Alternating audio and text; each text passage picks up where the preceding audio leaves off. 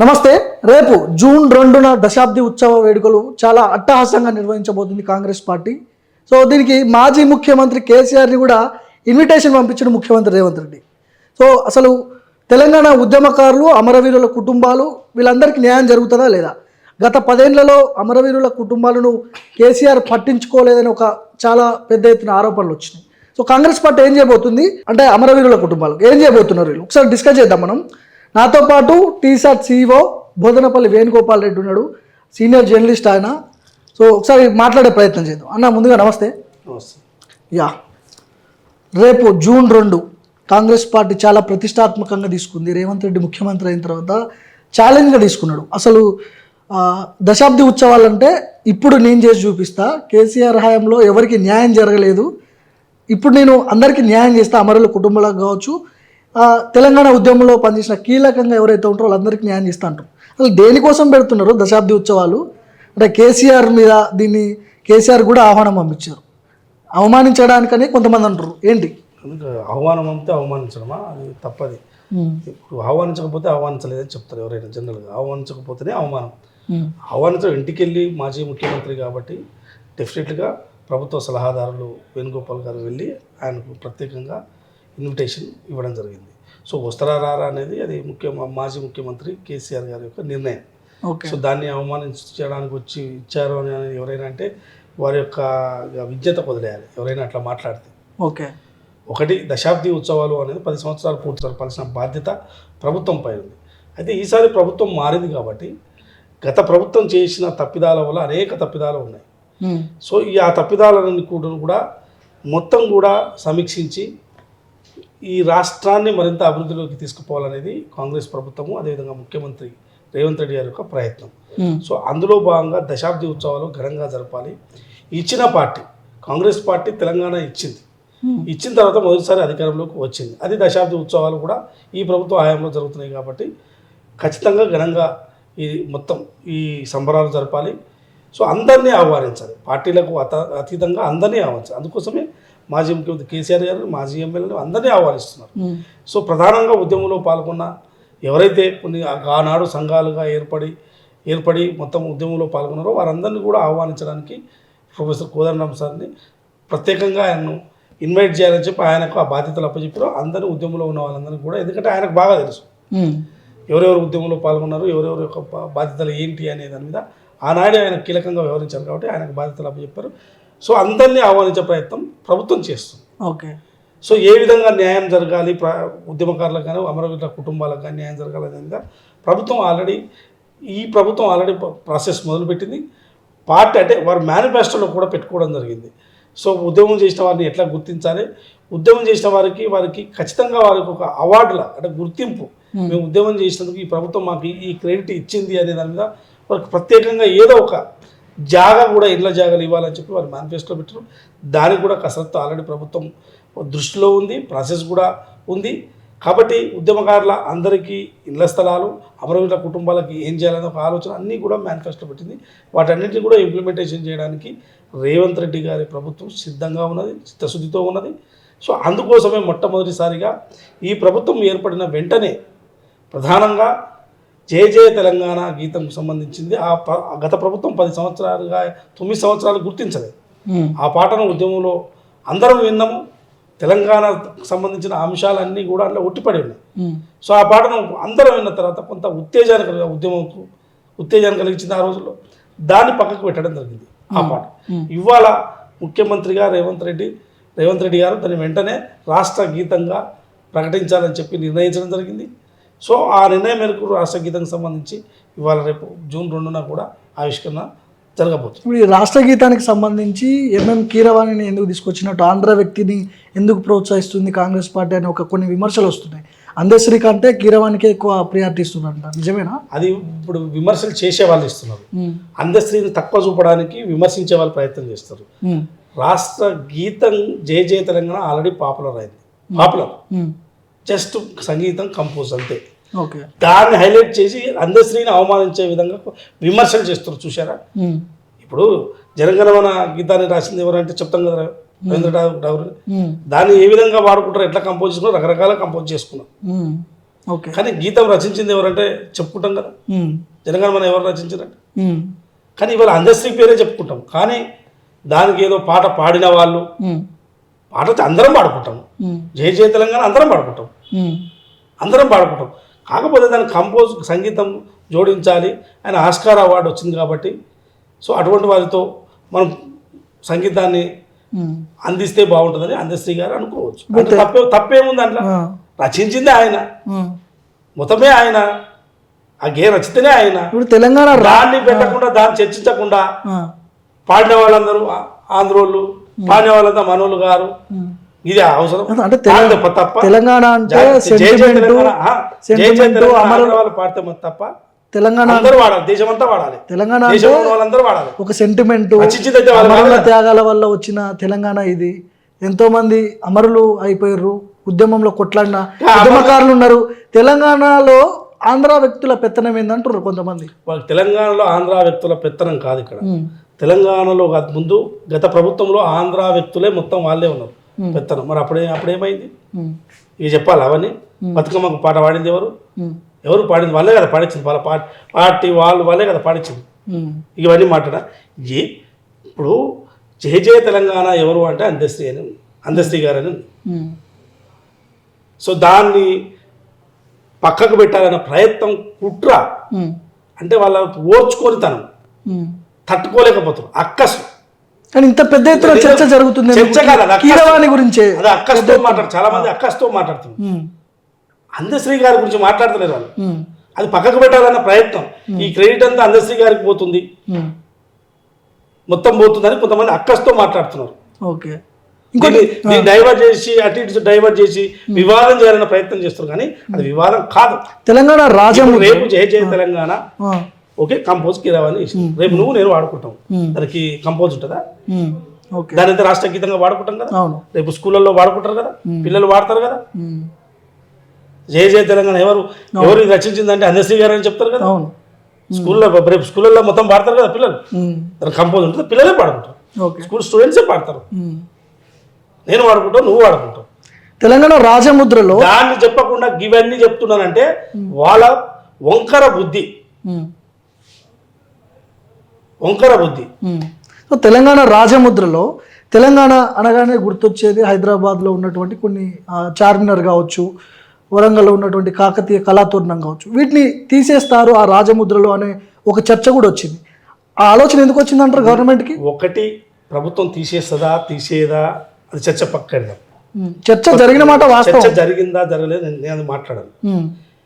నా వర్షన్, నా వ్యక్తి ఒక తెలంగాణ పౌరుడిగా నా వర్షన్, అసలు రాజముద్రలో కట్టడాలు ఎందుకు? రాజముద్రలో కట్టడాలు ఎందుకు? ఏమి అర్థాన్ని మీరు చెప్పదలుచుకున్నారు? రాజముద్రలో కట్టడాలను పెట్టినప్పుడు మీరు ఏం చెప్పదలుచుకున్నారు? ప్రజలకు శ్రమ గురించి చెప్పదలుచుకున్నారా? విద్య గురించి చెప్పదలుచుకున్నారా? చెప్పండి, అభివృద్ధి గురించి చెప్పదలుచుకున్నారా? కావు కదా. కాకతీయ తోరణాలు, చార్మినార్లు, గోల్కొండలు, ఫోర్టులు ఇవన్నీ అభివృద్ధికి సూచిక కాదు కదా. తెలంగాణ అంటే ఒక 2-3 గుర్తొస్తాయి కదా, కీలకమైన కీలకం కదా. తెలంగాణ ఎట్లా ఏర్పడింది అది ఇంపార్టెంట్. తెలంగాణ ఎవరి వల్ల ఏర్పడింది? ప్రజల వల్ల, ప్రజల ఉద్యమాల వల్ల, అమరవీరుల కుటుంబాలు, అమరవీరులు అయిన వారు అమరులే తెలంగాణ కోసం. మరి వారిని గుర్తించవా? ఫోర్టులు, కోటలు ఇవి పెడతావా రాజముద్రలో? తెలంగాణలో పెడతావా? దానికి అర్థమేం చెప్పాలి ఫస్ట్. మీరు అడిగే వాళ్ళైనా, విమర్శించే వాళ్ళైనా ఈ రాజకోటలు ఎందుకు పెడతారు చెప్పండి. కేసీఆర్ ఆనవాళ్ళు లేకుండా చేస్తున్నారంట. ఇది కేసీఆర్ ఆనవాళ్ళు తెలంగాణలో లేకుండా చేసే ప్రయత్నం జరుగుతుందంట. కేసీఆర్ ఆనవాళ్ళు అంటే ఏంది? ఆయన ఆనవాళ్ళు ఏంటి? రాజకోట ఏం చేయలేదంటే రాజకోటల ఇవాళ అమరవీరుల స్తూపము పెట్టాలని ఒక ఆలోచన ఉండొచ్చు, పెట్టవచ్చు, పెట్టకపోవచ్చు. కానీ అమరవీరుల స్తూపం మీరు వీళ్ళెందుకు పెట్టలేదు? మరి వాళ్ళని గుర్తించరా? వాళ్ళని అవమానించినవా? నువ్వు కాకతీయ తోరణం పెట్టినావు, బాగుంది, చార్మినార్ పెట్టింది, దేనికి అసలు ఏం అర్థంతో పెట్టావు చెప్పు. రాష్ట్రంలో జిల్లా కోర్టు ఉన్నాయి, నాగార్జున సార్ ఉంది, శ్రీశైలం ఉంది, జోగులాంబ ఉంది, ఇందూరు పోతే ఇందూరు టెంపుల్ ఉంది, నిజామాబాద్లో ఇందూరు టెంపుల్ ఉంది, మెదక్ పోతే చర్చ్ ఉంది, ఖమ్మం పోతే భద్రాచలం టెంపుల్ ఉంది, భువనగిరి పోతే భువనగిరి ఫోర్ట్ ఉంది, యాదాద్రి టెంపుల్ ఉంది. ఉమ్, మరి జిల్లాకి ఇన్ని ఉన్నాయి, గొప్ప కట్టడాలు ఉన్నాయి. ఉమ్, ఆ? ఉమ్, సమ్మక్క సారక్క ఉంది. సమ్మక్క సారక్క కాకతీయుల రాజ్యం మీద కదా కొట్లాడింది, ఉమ్, వాళ్ళ కులదేయడానికి కదా కొట్లాడింది. ఉమ్, బలహీనలు మొత్తం అడ్జస్టులు కదా, మొత్తం బలహీన వర్గాలంతా కదా కాకతీయ సామ్రాజ్యం మీద దాడి చేసింది కదా. ఓకే. మరి వీళ్ళంతా ఉమ్, ఆదిలాబాద్లో ఉన్నాయి. ఉమ్, అన్ని జిల్లా కట్టడాలు ఉన్నాయి. ఇట్లా మరి అన్ని కట్టడాలు ఎందుకు పెట్టలేదని అడగాలనా? ఉమ్, అసలు కట్టడాలు చారిత్రాత్మకమైన నిర్మాణాలకు సంబంధించి అవి ఉంటాయి. ఉమ్, ఓకే. అవి చరిత్ర, అవి ఉండని. ఉమ్, నీకు రాజముద్రలో పెట్టినప్పుడు ఒక అర్థం ఉండాలి. ఓకే. అర్థం లేకుండా కోటలు పెట్టినామంటే ఏటికి పెట్టినట్టు? ఉమ్, నువ్వు వేరే రాష్ట్రాల ఎంబులాలు చూడండి, ఉమ్, రైతులు, పంట పొలాలు, ఇలాంటి వాళ్ళ సంస్కృతి, కల్చర్ ఉమ్, సంబంధించిన అంశాలకు సంబంధించిన ఎంబులంలో ఉట్టిపడతాయి. ఉమ్, ఒక ప్రాంతానికి సంబంధించిందో, ఒక జిల్లాకు సంబంధించిందో, ఒక ఏరియాకి సంబంధించిందో పెట్టరు. ఉమ్, కాకతీయ రాజులు వచ్చి తెలంగాణ తెచ్చిరా, ఉమ్, పోనీ రాజకోట పెట్టావు కదా. ఉమ్. మరి ఈ అమరులు ఎక్కడ పోవాలి? అమరుల కుటుంబాలు ఎక్కడ పోవాలి? కుటుంబాలు బతికే ఉన్నాయి కదా. ఇప్పుడు అమరులు దాదాపు 1200 కుటుంబాలు ఉన్నాయి. అమరవీరుల స్తూపాన్ని మీరు వ్యతిరేకిస్తున్నారా? ఫస్ట్ చెప్పాలి కదా. ఉమ్, అమరవీరుల స్తూపాన్ని మేము వ్యతిరేకిస్తున్నాం ఉమ్. అని చెప్పండి ఫస్ట్. అది చెప్పాలి కదా. అంటే ఆయన వ్యతిరేకిస్తే సెక్రటరియట్ ముందు ఉన్నటువంటి అంత పెద్ద అమరుల స్తూపం కట్టారు ఏం కదా. సెక్రటరీ వ్యతిరేకిస్తే స్తూపం లెక్క ఉందా? ఉమ్.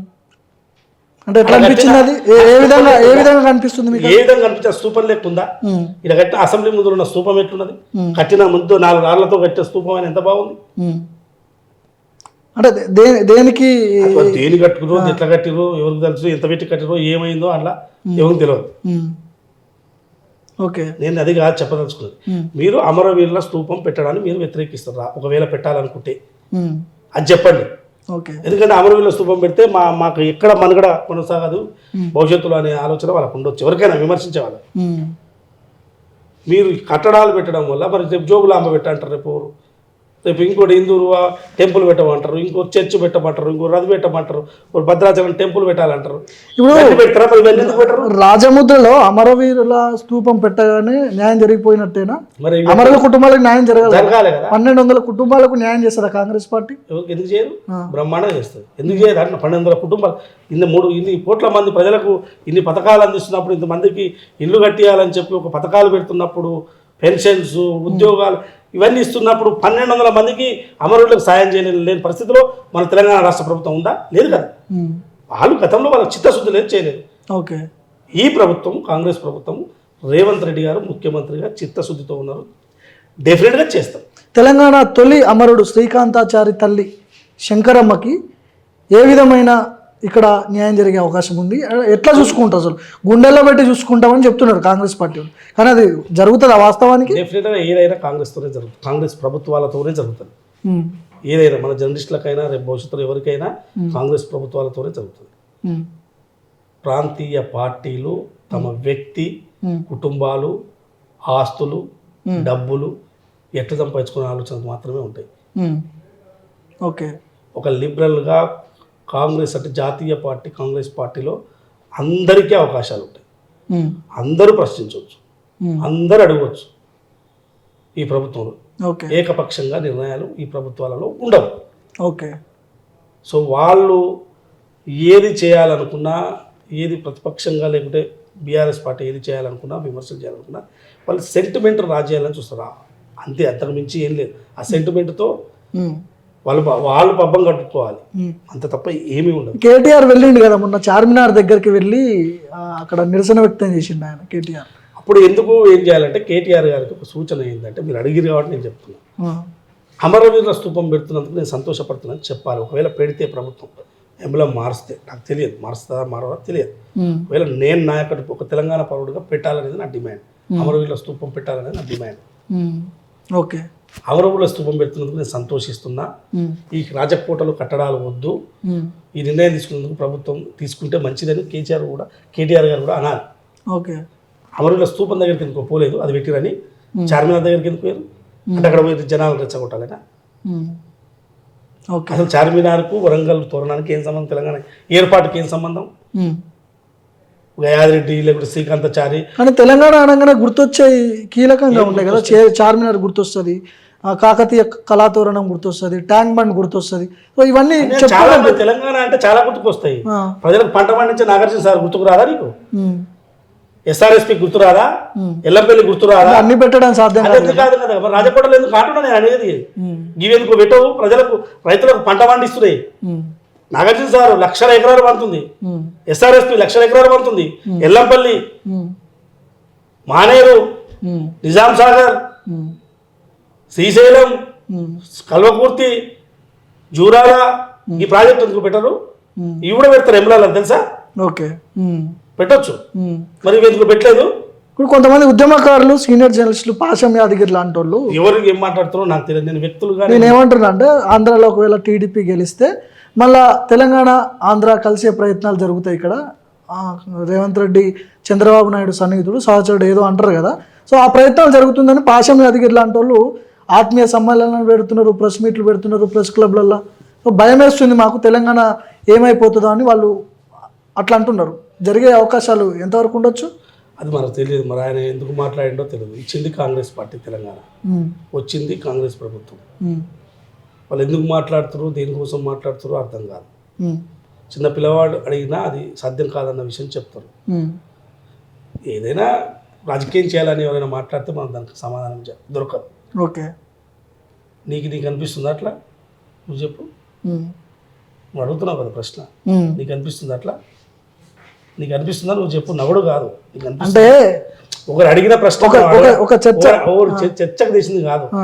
ఇది తెలంగాణ సమాజానికి మంచిది కాదు. ఇట్లా మాట్లాడడం మంచిది కాదు. అంటే లేని అంశాన్ని సృష్టించి ఇది వివాదం చేసి నిప్పులేని పొగరాదంటారు. ఏది ఉండదు. నిప్పేడ ఉందా? నువ్వు లేని అంశాన్ని సృష్టి అంటే ఒక సమస్యను తానే సృష్టించాలి, దాన్ని వివాదం చేయాలి. అది సాధ్యం కాదు. అది 4 రోజులు కూడా నిలబడదు. మనం ఆవేశంతో ఏదో మాట్లాడితే అది నిలబడదు. సో గత 10 ఏళ్లలో అభివృద్ధి జరగలేదు, న్యాయం జరగలేదు అనుకుందాం. కాంగ్రెస్ పార్టీ వచ్చి దాదాపు 5 నెలలు దాటిపోతుంది. ఉద్యమకారులు ఇంకా ఎందుకు ప్రెస్ మీట్లు పెడుతున్నారు? గవర్నమెంట్కి వ్యతిరేకంగా ఎందుకు మాట్లాడుతున్నారు? ఎవరు? ఏ ఉద్యమకారులు? నేను ఇందాక చెప్పినటువంటి పృథ్వీరాజ్ కావచ్చు, అమరవీరుల కుటుంబాల, అమరులైన కుటుంబాల వారందరికీ రేపు న్యాయం చేయడానికి ప్రభుత్వం సిద్ధంగా ఉంది. నేను కాదా ఉద్యమకారుని? నేను చేయలేదా ఢిల్లీలో? వీళ్ళందరినీ కవర్ చేయలేదా? వచ్చిన వాళ్ళని ఆంధ్రలతో మేము కొట్లాడలేదా? ఆంధ్ర జర్నలిస్టులతో మేము కొట్లాడలేదా? మేము కవరేజ్ చేయలేదా? ఈ మాట్లాడినందుకు లోగోలు పెట్టలేదా? ఎట్లా పెట్టాలో మాకు తెలియలేదా? జర్నలిస్టుగా మేము ఏం చేయాలో తెలియలేదా? మాకు ఢిల్లీలో మేము కూడా పనిచేసినాం, హైదరాబాద్లో పనిచేసినాం, ఢిల్లీలో పనిచేసినాం. తెలంగాణ మూవ్మెంట్ అంతా ఢిల్లీలో ఉన్నాం. యాదిరెడ్డి చనిపోయినప్పుడు మాకు తెలియదా? మేము ఆ శవాన్ని ఎట్లా బయటకు తీసినా తెలియదా? వీళ్ళు ఉన్నారా? ఈ కేటీఆర్ గారు, హరీష్ రావు గారు ఉన్నారా? శవాన్ని బయటకు తెచ్చింది మేమే. కేసీఆర్ కేసీఆర్ గారి పాత్ర లేదని నేను అనట్లేదు, వాళ్ళ పాత్ర లేదనట్లేదు. పాత్ర ఉన్న వాళ్ళ మీద ఉన్నదని మీరు ఏనాడు చెప్పలేదు కదా. ఢిల్లీలో మేము ఉన్నప్పుడు మేము చేయలేదా? మూవ్మెంట్ జరిగినప్పుడు ఢిల్లీకి వస్తే పరిస్థితి ఎట్లుండేది? మేము ఎట్లా చేయాలి? తెలంగాణ వాళ్ళని ఎట్లా తెచ్చుకోవాలి? తెలంగాణ వాళ్ళని ఏ విధంగా హైలైట్ చేయాలి? మీడియాలో హైలైట్ చేయాలి? ఆంధ్ర ఛానల్ వద్దని చెప్పినా కానీ మేము ఎట్లా ప్లే చేయాలి? మేము చేయలేదా? మా వంతుగా ఎట్లా చేసినాం మాకు తెలియదా? మేము చూపొందే మీరందరూ కనపడరా? మీడియా జర్నలిస్టులు అంతా చూపొందే కనపడరా? తెలంగాణ జర్నలిస్టులు మాకు తెలియదా ఎవరెవరు ఎట్లా ఉద్యమం చేసింది? ఓకే, ఇవాళ చాలా మంది రకరకాలుగా మాట్లాడతారు. అసలు యాదిరెడ్డి ఢిల్లీలో ఉరేసుకొని చనిపోతే అక్కడ చలనం వచ్చింది. ఢిల్లీలో మొత్తం దేశం అంతా కూడా ఒకటే అయిపోయింది. మొత్తం దేశం అంతా కూడా ఒక ఆశ్చర్యానికి గురైంది. అప్పుడు ఆ యాదిరెడ్డిని ఎట్లా ఏం చేయబోతుందో ఆంధ్ర ప్రభుత్వం మేము ఎట్లా బయటకు తీసింది తెలియదా? నేను జర్నలిస్ట్లో ఉన్నాం చాలా మంది. ఆనాడు నరేష్ కావచ్చు, ప్రదీప్ కావచ్చు, భరత్ కావచ్చు, మేము అందరం చాలా మంది ఉన్నాం. అందరం కలిసి శ్రవణ్ గారు కావచ్చు, మేమంతా లేమా? వీళ్ళే చేసిరా? అందరూ ఉన్నారు. ఇప్పుడు ఉద్యమకారులకు 250 గజాల స్థలం ఇస్తా అన్నారు, కట్టుబడి ఉందా కాంగ్రెస్ పార్టీ దానికి? రేపేమన్నా అనౌన్స్ చేసే అవకాశం ఉంటుందా రేపు జూన్ 2న? ఎట్లా? ఉద్యమకారులకి 250 గజాల స్థలం ఇస్తా. కాంగ్రెస్ ప్రభుత్వము ఉద్యమకారులకు ఏవైతే హామీలు ఇచ్చిందో డెఫినెట్గా నెరవేర్చబోతున్నారు. ముఖ్యమంత్రి రేవంత్ రెడ్డి గారు చిత్తశుద్ధితో వారికి ఎట్టి పరిస్థితుల్లో మనం ఏ విధంగా న్యాయం చేయాలి, ఎంత తొందరగా న్యాయం చేస్తే అంత మంచిది. వారిని గుర్తించాలి. ఏ విధంగా గుర్తించాలి? మొత్తం అందరినీ, ఏ ఒక్కరు కూడా మిగలకూడదు, అందరికీ న్యాయం జరగాలనే ఆలోచన కాంగ్రెస్ ప్రభుత్వానికి, ముఖ్యమంత్రి రేవంత్ రెడ్డి గారికి, ఉన్న మంత్రులందరికీ, అందరికీ చిత్తశుద్ధి. సో కేసీఆర్ లాగాను లేకుంటే ఆలోచన. నేను కేసీఆర్ గారిని కూడా మేము తీవ్ర విమర్శలు చేయదలుచుకోలేదు. ఆయన ఉండే భాగం ఆయనకున్నది. కానీ వచ్చిన తర్వాత దాన్ని ఎందుకు అందరినీ గుర్తించి ఎందుకు కనీసం జయ జయ తెలంగాణ గీతాన్ని కూడా ఎందుకు రాష్ట్ర గీతంగా ఎందుకు మార్చలేకపోయారు? ఇవాళ వీళ్ళకి ఎందుకు ఇచ్చిన అవకాశం? కాంగ్రెస్ ప్రభుత్వానికి ఎందుకు అవకాశం ఇచ్చినాం? అవకాశం ఇస్తే వాళ్ళ ఆ గీతాన్ని చేస్తే దాన్ని ఎవరో కంపోజ్ చేసి సంగీతాన్ని అందిస్తే వాళ్ళ ఆంధ్రులు వాళ్ళు ఎట్లా వాడుతున్నారు? అందరం వాడుకుంటున్నారు. నువ్వు వాడుతావు, నేను వాడుకుంటాను. కంపోజ్తో ఏం పని నీకు అయ్యేదైతే అధికారికంగా ఆయన గీతం ఆయన రచించింది. ఓకే, అదే ఆయనకు పోతుంది. కానీ ఆయనకు పోకుండా దాన్ని చిలువర పలువలు చేసి వివాదం చేసి గడిబిడి చేసి అక్కస్తో ఇది కాంగ్రెస్కే పోతుంది క్రెడిట్, ముఖ్యమంత్రి రేవంత్ రెడ్డి గారికే పోతుంది క్రెడిట్. ఓకే, మీరు ఎందుకు గుర్తించలేదు? మీరు గుర్తిస్తే వివాదమే లేదు కదా. ఇదెందుకు ఇదంతా మాట్లాడలేకపోయా కదా. ఇప్పుడు తెలంగాణ భవన్ లో కూడా చేస్తున్నారు దశాబ్ది ముగింపు ఉత్సవాలు. ఎవరైనా చేయాలి, తెలంగాణ భవన్లో చేయాలి, కాంగ్రెస్ భవన్లో చేయాలి, బీజేపీ భవన్లో చేయాలి, అన్ని భవన్లో చేయాలి, మన ఇంట్లో కూడా చేసుకోవాలి. అసలైన దశాబ్ది ఉత్సవాలు అదే అంటారు కదా. మొన్న 9 సంవత్సరాలకే చేసిండు ముఖ్యమంత్రి గారు. ఆ ముఖ్యమంత్రి ఈ ముఖ్యమంత్రి గారు 10 దశాబ్ది ఉత్సవాలు ఆయన అదృష్టం కొద్ది ఆయన కరెక్ట్ 10 సంవత్సరాలకు ముఖ్యమంత్రి రేవంత్ రెడ్డి గారు అయ్యారు. సో కాబట్టి అందరూ ఉత్సవాలు జరుపుకోవాలి, ప్రతి ఇంట ఉత్సవాలు జరుపుకోవాలి. డెఫినెట్గా ఈ ప్రభుత్వం అందరికీ అన్ని అవకాశాలు కల్పిస్తుంది, అందరికీ అన్ని ఫలాలు అందుతాయి. రైట్ అన్న, థ్యాంక్ యూ అన్న, thank you so much. Shri Venugopal Reddy గారు అద్భుతమైన విశ్లేషణ చేసిండు. తెలంగాణ రాజముద్ర, అదేవిధంగా రాష్ట్ర గేయంపై పెద్ద ఎత్తున ఒక చర్చలు జరుగుతున్నాయి రాష్ట్ర వ్యాప్తంగా. సో చూద్దాం జూన్ 2 రేపు ఎలాంటి ఉద్యమకారులకు కావచ్చు, ఉద్యమంలో పనిచేసిన కీలకంగా ఉన్నటువంటి నాయకులు, అదేవిధంగా అమరవీరుల కుటుంబాలకు కాంగ్రెస్ పార్టీ ఏం చేయబోతుందనే అంశాల గురించి మనం వేచి చూడాల్సింది రేపటికి.